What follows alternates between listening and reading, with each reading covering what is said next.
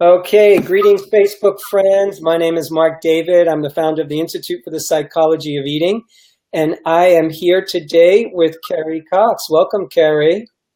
Thank you. It's a pleasure to be here. Yay. So, my friends, we're going to be having a conversation about Kerrie and her life as an eating psychology and mind-body nutrition coach. She's a graduate of our training and a recent grad at that. Is that correct? You just finished up with us. Just finished up. I did in May this year, and found it absolutely tremendous. Yay. So first tell me, let's just start off. What inspired you to move in this direction with your education? How did you get here? Okay. Well, at the moment, we're in northern New South Wales in Australia, and we have a property just outside of a small town. And we decided, I did my raw food and vegan chef's course, so I could support people to add more whole foods into their diet. So we do raw food workshops, we do whole food workshops. And it was interesting because a lot of the people coming were very excited about some new recipes, but also their question was where to from here, because they'd all obviously been trying to lose weight. They'd been on the yo-yo diets, and although I'd accumulated a lot of information on nutrition,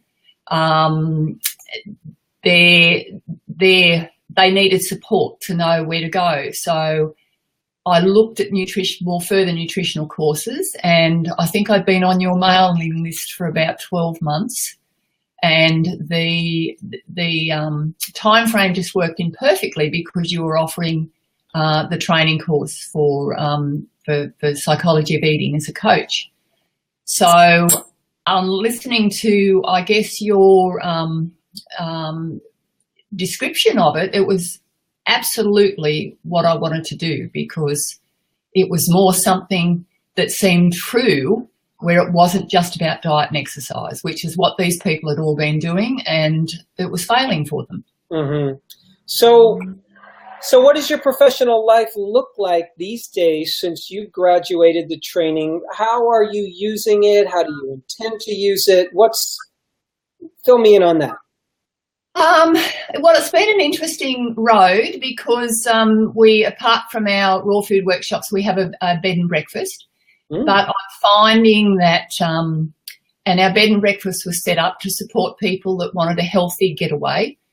And I'm finding that a lot of people that are constellating to us, it's very easy to transition the information into supporting where they're at. And I guess initially the contact with people coming through our raw food workshops and our bed and breakfast gives us the opportunity, I suppose, to take them to what you call initiation level 1, where you're thinking outside of the obvious with their health. Mm-hmm. I have started now in putting more energy into developing my coaching for the psychology of eating. I have started a couple of meet-up groups, and that's just meeting up to understand how you can connect into your body wisdom. So we've just kicked those off, and I've put some flyers out for an 8-week program which is related to your Slow Down Diet book. Mm-hmm. And I have a couple of clients that I've been working with, which are having amazing revelations in themselves with body love, and just the changes that I've noticed just in the couple of months working with them has been very inspiring. Congratulations. That's got to be a good feeling. Oh, it's fantastic. Yes. Let me ask you this question, and it might be a hard question to answer. So it's me as an American asking you as an Australian about, I've had some of our Australian students and grads and friends comment that, we here in Australia, we're just a little bit behind America in terms of where you guys are at around holistic health and coaching and all that sort of thing. So I'm wondering, how How receptive is the Australian population? How hungry are they for this kind of information? What have you noticed, if anything, there? I don't know that we're that far behind in that area.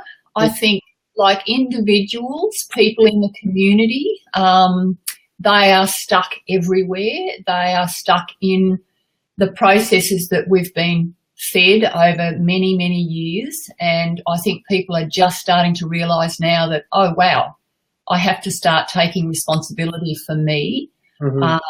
So I feel that there's certainly an opportunity where people are much more open to holistic health. It's taking a long time to filter, I guess, through mainstream medicine with doctors because of their training and what they need to focus on themselves. But having said that, I have visited a lot of doctors' surgeries and spoken with the practice managers about psychology of eating. And they're very open when you talk about the difference of what we're offering people and the fact that it's not just diet and exercise, it's connecting people with their body and how their brain works with their body and how we, I suppose, we dull that down because of our perception with what we have been taught over the time. So no, I think the opportunity is the same everywhere because it's getting to that point where people are realising that they do need to change things, but it's just how we get that information to them, really. Well put. So do you find that you attract certain kinds of people to your business and to what you do? Definitely. I think that. How would you describe them?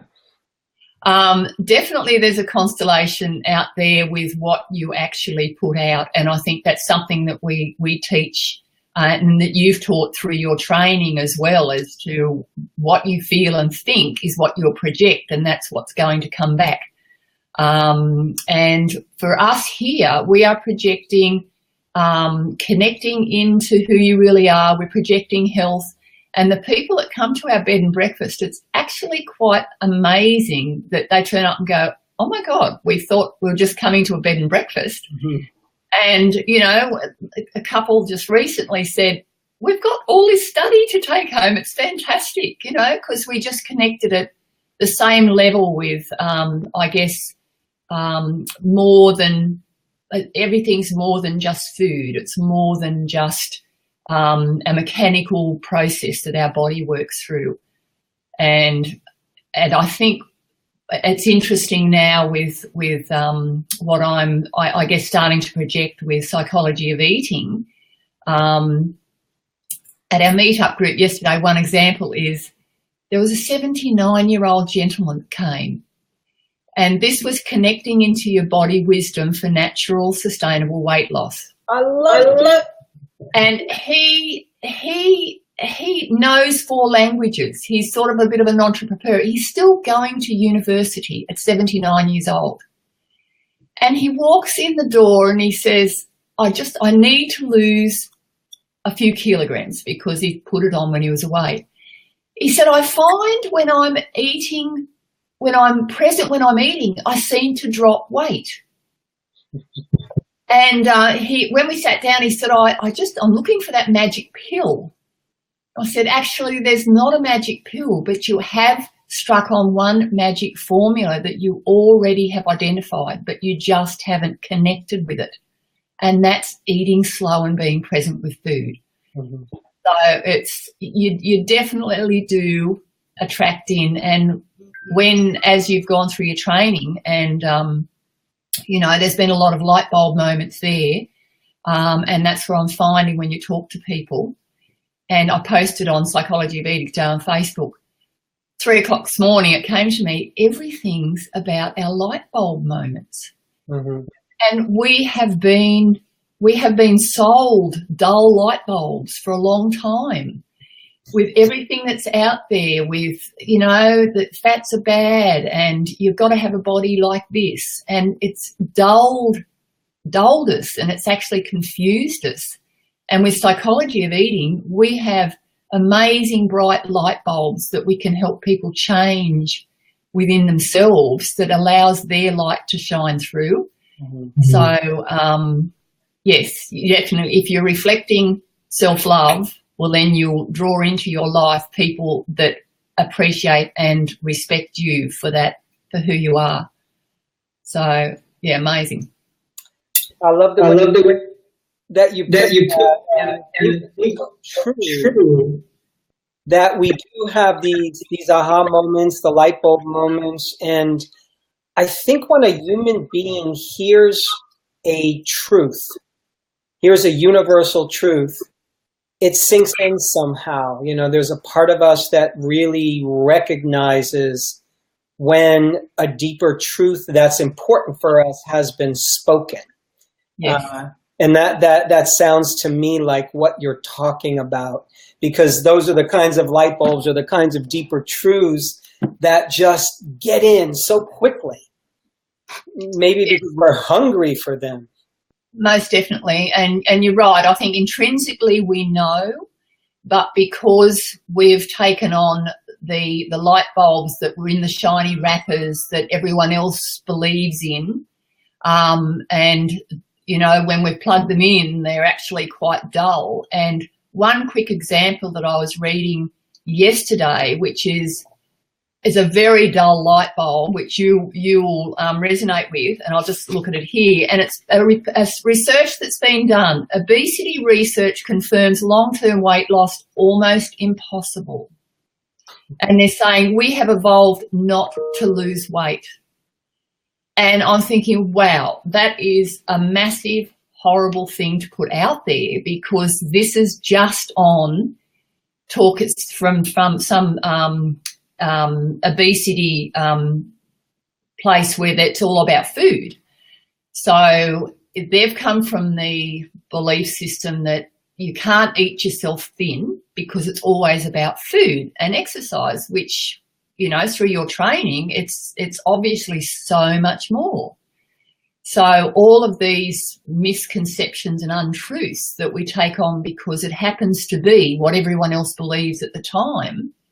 So when we're given this wonderful light bulb moment that is actually the truth, we go, oh, we should have known that.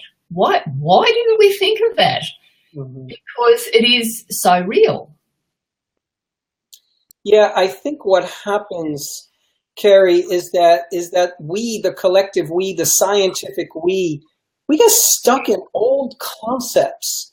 And when we get stuck in old concepts and pitch our tent there and don't move, and we're not open, then we keep doing the same strategies that don't work. And if eat less, exercise more was truly the universal answer to weight loss, it would have worked for all people for all time, because, you know, people are not lazy. Most people that I know who want to lose weight, they've tried diet and they've tried exercise. And, you know, there's a percentage of people who that's the ticket for them.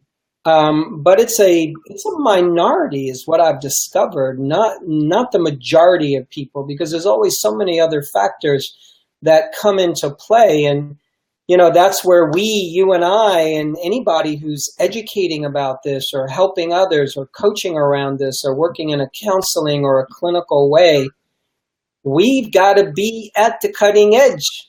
You know, we've got to be out there right at the growing tip of understanding and consciousness, because that's where the action is. That's where the new is. That's where the discovery is. Yes, most definitely. And I think people are more and more open to that from what I'm finding. Mm-hmm. Just talking with people and connecting into their body. And when we do the raw food workshops, it's fantastic, because where, you know, you're using beautiful organic products and you're talking about food and everyone's present. And by the time you actually create something and you go to eat it, you are so present and you're waiting for that, and you're tasting it and you're feeling the texture, and the conclusion each time we do that is, this is how we should be eating all the time, getting that pleasure and enjoyment from, you know, the food. So it's fantastic, because it actually puts people in the now, connecting with their body, feeling you know, what's happening as they're tasting and trying different things.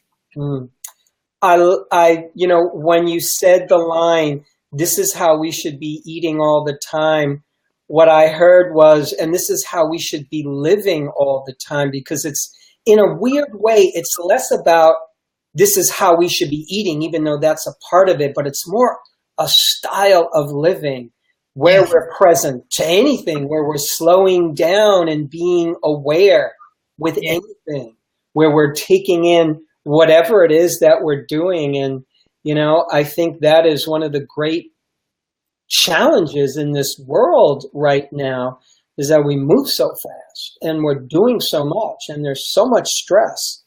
Yes. There's so much running around that we don't take a deep breath. And, you know, I know that that's me. I'm still doing my best to do the things that I know work for me. And it's a challenge on planet Earth sometimes. It is, because our head has, and I saw a cartoon which was fantastic.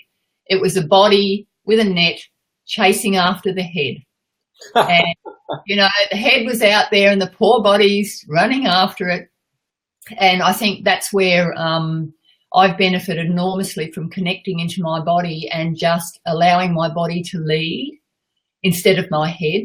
So, you know, feeling where's the energy coming from first, you know, and that's very much a part of your training is for people to be present. And as you say, it's not just with food, it is in life. And just to think, let your body lead first. Where is that energy coming from? So if it's coming out of, oh my God, I've got to get all this done, it's actually the wrong energy. So tapping into your body as much as you can in the car, feeling the steering wheel, feeling your bottom on the seat, all of these things to support yourself to be, you know, connecting into your body and actually shining who you truly are. Somebody's asking, Ali Garcia wants to know, by the way, thanks for being here, Ali. Where are you from, Kerrie? She's asking which part of the world and Australia. Okay, northern New South Wales, sort of Byron Bay hinterland. Yay. And Susan Payne is also here and said hello. And there's a bunch of people here. By the way, if you're just tuning in, I'm Marc David. I'm having a conversation with Kerrie Cox, who is a graduate of our eating psychology and mind-body nutrition coach certification training. And we're just talking about, Kerrie, your life as a professional. Where do you see your work going into the future? Okay, definitely I think a larger part of my professional life will be supporting people with eating psychology, supporting people to I guess, find their true selves, to enjoy who they are.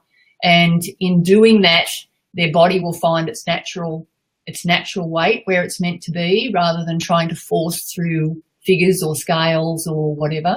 So I think my course in life is definitely to support people to be the best person that they can be, and to truly fall back in love with themselves, and to be able, and as standing on that safe platform, then be able to give more to the world. So definitely that's my direction, is more and more allocated time into building my psychology of eating business, supporting as many as I can. Beautiful. So something that you absolutely love about this kind of work?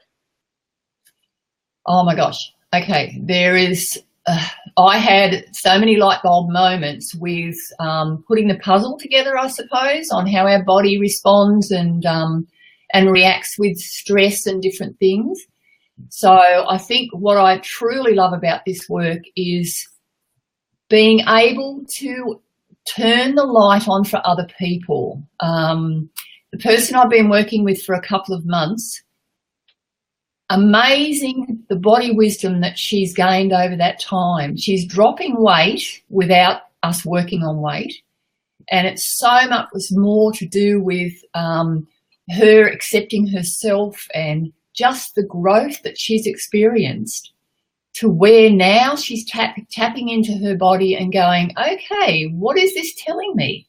What is it that I'm missing? And for her to actually say her whole workplace has changed because of how she's actually reflecting, what she's reflecting. So before she was like, I don't mean anything, I don't like my body. She couldn't look in the mirror. And so for me, that's the wow factor for me is to actually transform people's lives or help them transform their lives so that they see more joy and more connection and more family time and more life.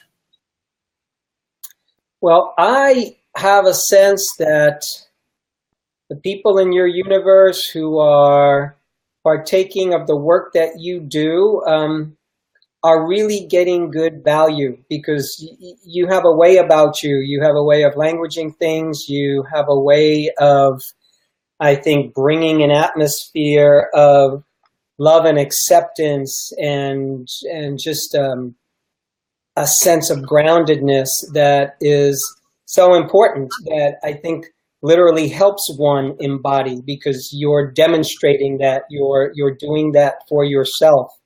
It just seems to me that you come from an embodied place, and when we do that, it's a little contagious, I think.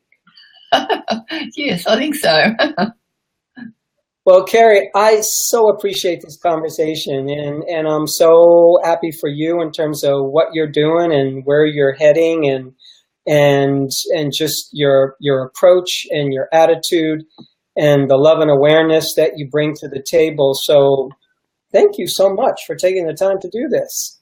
Oh, well, thank you for the opportunity to actually expand on what I know and how I can support people. The training was amazing because it brought a sense of truth to what is real for people. And as coaches, it allowed us to look at the cutting edge of how we can support people without, this long drawn out diet and exercise.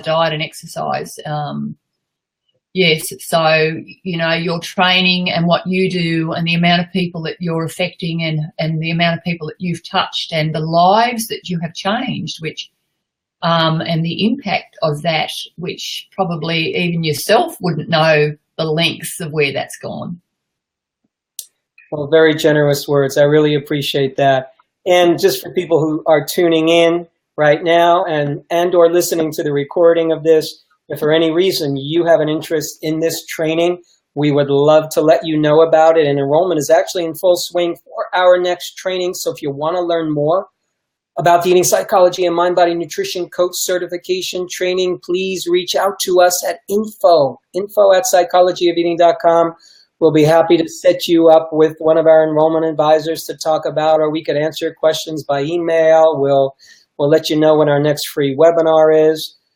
Kerrie, thank you once again, and best of luck with your work. Thank you so much. Appreciate it. Thanks, Marc. Yay. And thanks, Facebook friends. Take care. Have a great rest of your day. Bye. Bye-bye.